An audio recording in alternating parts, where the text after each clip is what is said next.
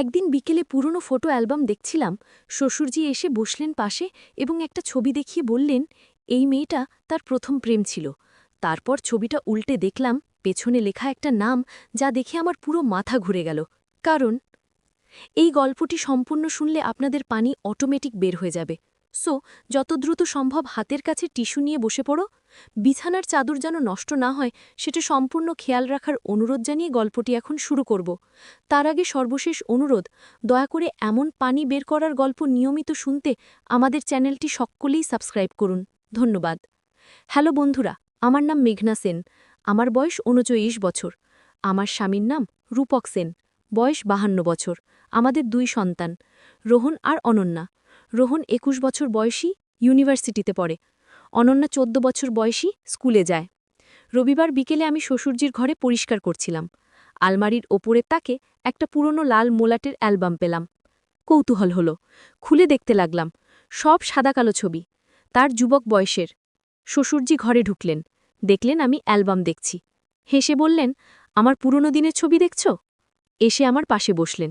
আমি বললাম, হ্যাঁ বাবা, আপনার তরুণ বয়সের ছবি দেখে মজা লাগছে। তিনি অ্যালবাম নিয়ে একটা নির্দিষ্ট পাতা খুললেন। একটা মেয়ের ছবি দেখালেন, সুন্দরী মেয়ে, শাড়ি পরা। বললেন, এই মেয়েটা আমার প্রথম ভালোবাসা ছিল, কলেজে পড়ার সময়। কিন্তু বিয়ে হয়নি, আমাদের পরিবার রাজি হয়নি। আমি ছবিটা হাতে নিলাম। কৌতূহলবশত ছবিটা উল্টে দেখলাম পেছনে নীল কালিতে একটা নাম লেখা, মেঘনা দেবী। আমার নিজের নামের সাথে হুবহু মিলে যায়। আমার নাম মেঘনা সেন। আমি অবাক হয়ে তার দিকে তাকালাম। তিনি আমার চোখে চোখ রেখে বললেন, এই নামের জন্যই আমার ছেলে যখন তোমাকে বিয়ে করে আনলো, আমি প্রথম দেখাতেই অবাক হয়ে গিয়েছিলাম। তোমার চেহারা, তোমার নাম, সব আমার সেই হারিয়ে যাওয়া প্রেমের কথা মনে করিয়ে দেয়। আমার হাত কাঁপতে লাগল। তিনি ছবিটা আমার হাত থেকে নিয়ে বললেন, তুমি কি জানো কেন আমি তোমাকে এত যত্ন করি? কারণ তুমি আমার সেই অপূর্ণ ভালোবাসার পুনর্জন্ম। ভাগ্য আমাকে দ্বিতীয় সুযোগ দিয়েছে। তিনি আরও কাছে এসে আমার হাত ধরলেন, বললেন, এবার আমি ভুল করব না, আমি তোমাকে হারাবো না। তুমি যদি রাজি থাকো, আমি আমার ছেলের কাছ থেকে তোমাকে ছিনিয়ে নেব। তুমি হবে আমার স্ত্রী, আমার মেঘনা, যাকে আমি ৪০ বছর ধরে খুঁজে বেরিয়েছি। আমার পুরো মুখ লাল হয়ে গেল। বুকের ভেতর একটা রোমাঞ্চকর অনুভূতি ছড়িয়ে গেল।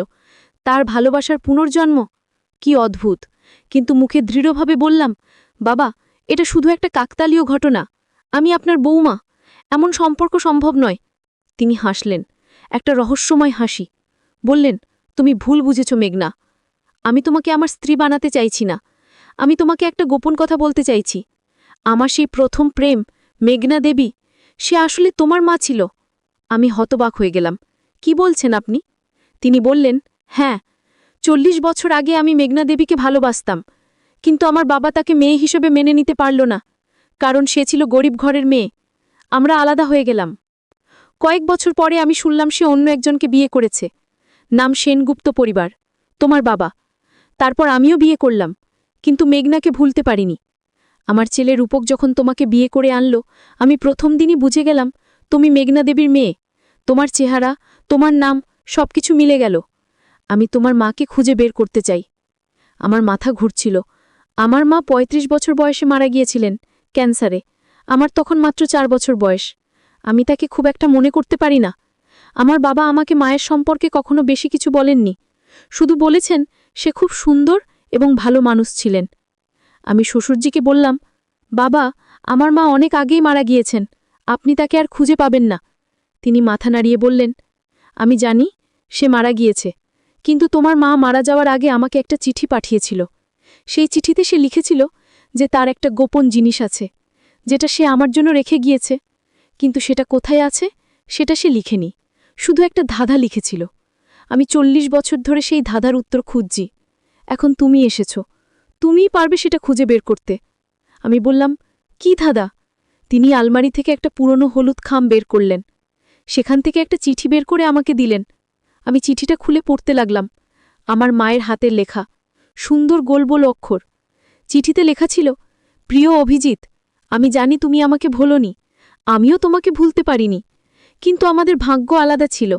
আমি এখন মরে যাচ্ছি, ক্যান্সার, আমার খুব কম সময় বাকি।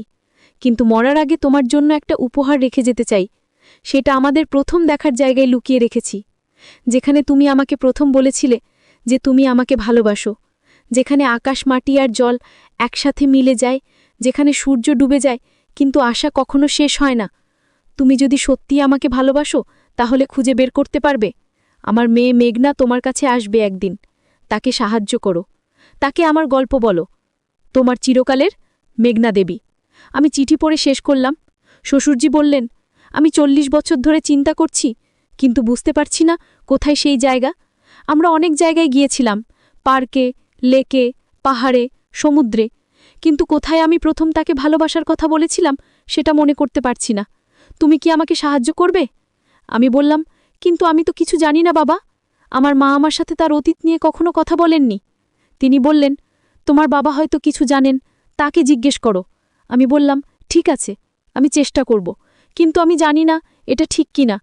আমার স্বামী যদি জানতে পারে যে তার বাবা এবং আমি একসাথে তার মায়ের অতীত নিয়ে তদন্ত করছি, তাহলে তিনি খুশি হবেন না।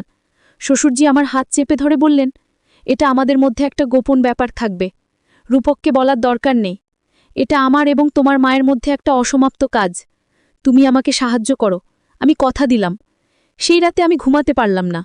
আমার মনে হাজার রকম প্রশ্ন। আমার মা কেন আমার শ্বশুরজিকে এই ধাঁধা দিয়ে গেলেন? কি রেখে গিয়েছিলেন তিনি? এবং কেন আমার বাবা আমাকে এই ব্যাপারে কখনো কিছু বলেননি? পরদিন সকালে আমি আমার বাবার বাড়িতে গেলাম। আমার বাবা একা থাকেন। আমার বিয়ের পর তিনি আমাদের সাথে আসতে চাননি, বলেছিলেন নিজের বাড়িতে স্বাধীনভাবে থাকতে পছন্দ করেন। আমি তার সাথে চা খেতে খেতে আস্তে আস্তে কথা শুরু করলাম। বললাম, বাবা, আমি মায়ের সম্পর্কে জানতে চাই। তিনি একটু অবাক হয়ে বললেন, হঠাৎ মায়ের কথা মনে পড়ল কেন? আমি সরাসরি বলতে পারলাম না। বললাম, আমার মেয়ে অনন্যা স্কুলে একটা প্রজেক্ট করছে, পারিবারিক ইতিহাস নিয়ে। সে তার ঠাকুমার সম্পর্কে জানতে চায়। আমার বাবা দীর্ঘশ্বাস ফেললেন, বললেন, তোমার মা একজন অসাধারণ মানুষ ছিলেন, খুব সুন্দর, খুব ভালো মনের মানুষ, কিন্তু তার অতীতে অনেক কষ্ট ছিল। আমি বললাম, কি কষ্ট বাবা? তিনি বললেন, তোমার মা আমাকে বিয়ে করার আগে অন্য একজনকে ভালোবাসত, কিন্তু সেই ছেলের পরিবার তাকে মেনে নিতে পারেনি। সেই ভাঙা হৃদয় নিয়ে সে আমাকে বিয়ে করেছিল।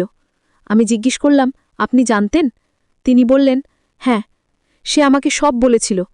আমি তাকে মেনে নিয়েছিলাম, তার অতীত সহ, কারণ আমি তাকে সত্যিই ভালোবাসতাম। কিন্তু সে কখনো সেই ছেলেকে ভুলতে পারেনি। মরার আগে সে আমাকে বলেছিল যে তার একটা শেষ ইচ্ছা আছে, কিন্তু সেটা কি সেটা বলেনি। আমি বললাম, সে কি কোনো চিঠি লিখেছিল, কাউকে কিছু পাঠিয়েছিল? আমার বাবা চুপ করে রইলেন কিছুক্ষণ। তারপর বললেন, হ্যাঁ, সে একটা চিঠি লিখেছিল, কিন্তু কাকে পাঠিয়েছিল সেটা আমি জানি না। তবে সে মরার কয়েকদিন আগে আমাকে বলেছিল যে তার কিছু জিনিস আছে যেগুলো সে একটা বিশেষ জায়গায় রেখে এসেছে। আমি জিজ্ঞেস করলাম, কোথায়? সে বলেছিল, যেখানে আমার প্রথম ভালোবাসা শুরু হয়েছিল এবং শেষ হয়েছিল, একই জায়গায়। আমি উত্তেজিত হয়ে বললাম, সেটা কোথায় বাবা, আপনি কি জানেন? তিনি মাথা নাড়িয়ে বললেন, আমি অনেক চেষ্টা করেছিলাম জানার, কিন্তু সে আমাকে বলেনি, শুধু বলেছিল যে যখন সময় আসবে তখন সব কিছু পরিষ্কার হয়ে যাবে। আমি হতাশ হয়ে গেলাম।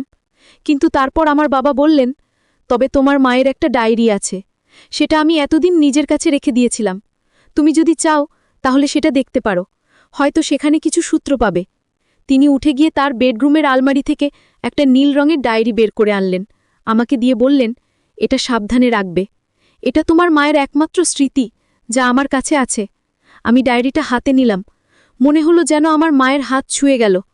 আমি বললাম, ধন্যবাদ বাবা, আমি এটা ফেরত দিয়ে যাব। তিনি বললেন, তাড়া নেই, তুমি যতদিন চাও ততদিন রাখতে পারো। আমি বাড়ি ফিরে এসে সারাদিন ডায়েরিটা পড়লাম। আমার মায়ের লেখা তার কলেজ জীবনের কথা, তার প্রথম প্রেমের কথা, তার স্বপ্নের কথা। পড়তে পড়তে আমার চোখে জল এসে গেল। আমি আমার মাকে চিনতে পারলাম। তিনি কি সুন্দর স্বপ্ন দেখতেন, কিভাবে ভালোবাসতেন, এবং সেই ভালোবাসা কিভাবে ভেঙে গিয়েছিল। ডায়েরিতে একটা পাতায় লেখা ছিল, আজ অভিজিৎ আমাকে বলেছে যে সে আমাকে ভালোবাসে। আমরা গিয়েছিলাম সেই পুরনো বটগাছের নিচে, যেখান থেকে পুরো শহর দেখা যায়, পাহাড়ের উপরে। সূর্যাস্তের সময় আকাশ ছিল লাল আর কমলা রঙে ভরা, নিচে নদী বয়ে যাচ্ছিল।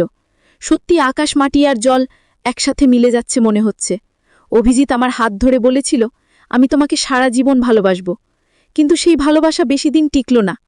আমি ডায়েরি পড়ে বুঝে গেলাম সেই জায়গা হলো পাহাড়ের উপরে, বটগাছের নিচে, যেখান থেকে শহর দেখা যায় এবং নদী বয়ে যায়। আমি শ্বশুরজিকে ফোন করলাম, বললাম, বাবা, আমি জায়গাটা খুঁজে পেয়েছি। তিনি উত্তেজিত হয়ে বললেন, কোথায়? আমি বললাম, পাহাড়ের উপরে বটগাছের নিচে। তিনি একটু চুপ করে রইলেন, তারপর বললেন, হ্যাঁ, আমার মনে পড়ে গেল, সেই জায়গা। আমরা কখন যাব? আমি বললাম, আগামীকাল সকালে। আমি বলবো যে আমি বাজারে যাচ্ছি, আপনি প্রস্তুত থাকবেন।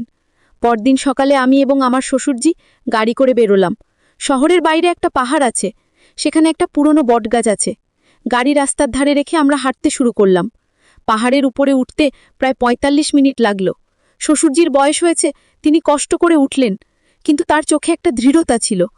অবশেষে আমরা বটগাছের কাছে পৌঁছলাম। বিশাল বটগাছ, শত শত বছরের পুরনো।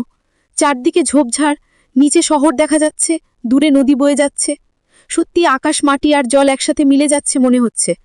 শ্বশুরজি বললেন, শ্বশুরজি চিঠি তুলে আবার পড়তে লাগলেন। আমি গর্ভবতী হয়েছিলাম তোমার সন্তানে, কিন্তু তোমার বাবা আমাদের সম্পর্ক ভেঙে দিল। আমি একা হয়ে গেলাম।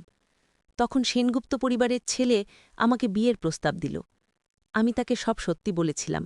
সে আমাকে মেনে নিল। সে আমার মেয়েকে তার নিজের মেয়ের মতো বড় করল। কিন্তু মেঘনা তোমার রক্ত, তোমার সন্তান। আমি চাইছি তুমি এটা জানো।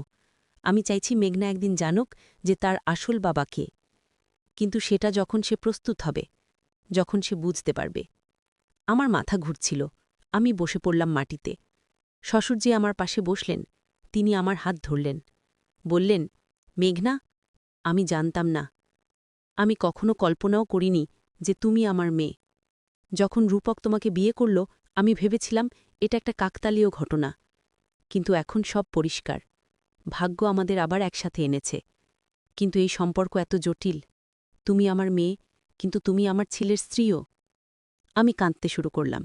বললাম, এটা সম্ভব না, এটা ভুল। আমার বাবা আমাকে বড় করেছেন, তিনি আমার আসল বাবা, আপনি না। শাশুড়জি বললেন, আমি জানি এটা তোমার জন্য খুব কঠিন, কিন্তু সত্য সত্যি। তোমার মা এই চিঠি লিখেছেন, তিনি মিথ্যা বলবেন না। আমি বললাম, তাহলে এখন কি হবে? আমি রূপককে কি বলবো? তিনি বললেন, আমরা কাউকে কিছু বলবো না, এটা আমাদের গোপন থাকবে। তুমি রূপকের স্ত্রী থাকবে, আমি তোমার শ্বশুর থাকব, কিন্তু আমরা জানব সত্যি। আমি মাথা নাড়লাম, বললাম, না, আমি এই সত্য লুকিয়ে রাখতে পারব না। আমি রূপককে বলবো। তিনি বললেন, তুমি যদি রূপককে বলো, তাহলে সে তোমাকে ছেড়ে দেবে। তুমি তার সৎ বোন। তোমাদের বিয়ে বৈধ নয়। আমি বললাম, তাহলে কি করব? শ্বশুরজি বললেন, আমরা এই সত্য চাপা দেব। তোমার মা চেয়েছিলেন আমি জানি, কিন্তু তিনি চাননি পুরো পৃথিবী জানুক। এটা শুধু আমার এবং তোমার মধ্যে থাকবে। কিন্তু আমি রাজি হতে পারলাম না। আমি ভাবলাম রাতে রূপককে সব বলবো। কিন্তু যখন রাতে বাড়ি ফিরলাম, রূপক খুশি মনে বলল যে তার প্রমোশন হয়েছে। সে খুব উত্তেজিত। আমি তার খুশির মুহূর্তে সব নষ্ট করতে পারলাম না। ভাবলাম পরে বলবো। কিন্তু দিন যেতে লাগল, আমি বলতে পারলাম না। আমি ভয় পেয়ে গেলাম। আমার সংসার ভেঙে যাবে। আমার বাচ্চারা কি ভাববে? তারা জানবে তাদের বাবা আসলে তাদের বাবার সৎ বোন। একদিন আমার বাবা আমাকে ডাকলেন। বললেন, মেঘনা, তুমি কি ডায়েরিতে কিছু পেয়েছ? তোমার মুখ দেখে মনে হচ্ছে তুমি কিছু একটা জেনে গেছ। আমি সব বললাম। তিনি শুনলেন চুপচাপ, তারপর দীর্ঘশ্বাস ফেললেন। বললেন, আমি জানতাম এই দিন আসবে। তোমার মা আমাকে বলেছিল যে একদিন তুমি সত্য জানবে। আমি তোমাকে সত্যিই ভালোবাসি মেঘনা। তুমি আমার মেয়ে। রক্তের সম্পর্ক না থাকলেও তুমি আমার মেয়ে। আমি তোমাকে বড় করেছি। তোমার প্রতিটা কান্না, প্রতিটা হাসি আমি দেখেছি। তুমি আমার। আমি কাঁদতে কাঁদতে তার বুকে মাথা রাখলাম। বললাম, বাবা, আপনি আমার বাবা। আপনিই আমার বাবা। রক্তের সম্পর্ক দিয়ে বাবা হয় না, ভালোবাসা দিয়ে বাবা হয়। তিনি আমার মাথায় হাত বুলিয়ে দিলেন। বললেন, এখন তুমি কি করবে? আমি বললাম, আমি জানি না বাবা। তিনি বললেন, তুমি রূপককে বলবে না, কারণ এতে কারো ভালো হবে না। তোমার সংসার ভেঙে যাবে। তোমার বাচ্চারা কষ্ট পাবে। এই সত্য চাপা দিয়ে রাখো। তোমার মা চেয়েছিলেন তুমি জানো, কিন্তু তিনি চাননি তুমি কষ্ট পাও। আমি বাড়ি ফিরে এলাম। মনে মনে ঠিক করলাম এই সত্য কাউকে বলবো না। কিন্তু শ্বশুরজির সাথে আমার সম্পর্ক পাল্টে গেল। এখন যখন তাকে দেখি, আমি ভাবি তিনি আমার আসল বাবা। কিন্তু আমি তাকে বাবা বলে ডাকতে পারি না, কারণ তিনি আমার শ্বশুর। এই দ্বন্দ্ব আমাকে পাগল করে দিচ্ছে। একদিন রাতে আমি শ্বশুরজির ঘরে গেলাম। তিনি একা বসেছিলেন।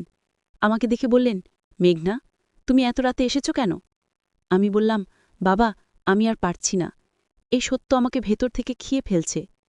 আমি চাই আমরা রূপককে বলি। তিনি বললেন, না মেঘনা, এটা ঠিক হবে না। আমি বললাম, তাহলে আমি কি করব? আমি কিভাবে বাঁচব এই মিথ্যে নিয়ে? তিনি আমার কাছে এসে আমার কাঁধে হাত রাখলেন। বললেন, আমরা একসাথে এই বোঝা বয়ে নিয়ে যাব। আমরা দুজনে জানি এটাই যথেষ্ট। আমি আমার মেয়েকে খুঁজে পেয়েছি, এটাই আমার জন্য অনেক। কিন্তু পরদিন সকালে সবকিছু উল্টে গেল। রূপক আমাকে ডেকে বলল, মেঘনা, আমি সব জানি। আমি হতবাক হয়ে বললাম, তুমি কি জানো? সে বলল, আমি জানি তুমি এবং বাবা একসাথে কোথাও গিয়েছিলে। আমি জানি তোমরা কিছু একটা লুকাচ্ছ। আমি তোমার ব্যাগে সেই চিঠি পেয়েছি। আমি সব পড়েছি। আমার পা কাঁপতে লাগল। বললাম, রূপক, আমি ব্যাখ্যা করতে পারি। সে বলল, ব্যাখ্যা? কি ব্যাখ্যা মেঘনা? তুমি আমার সৎ বোন। আমরা ভাই এবং বোন। আমাদের বিয়ে একটা ভুল, একটা বিশাল ভুল। আমি কাঁদতে শুরু করলাম।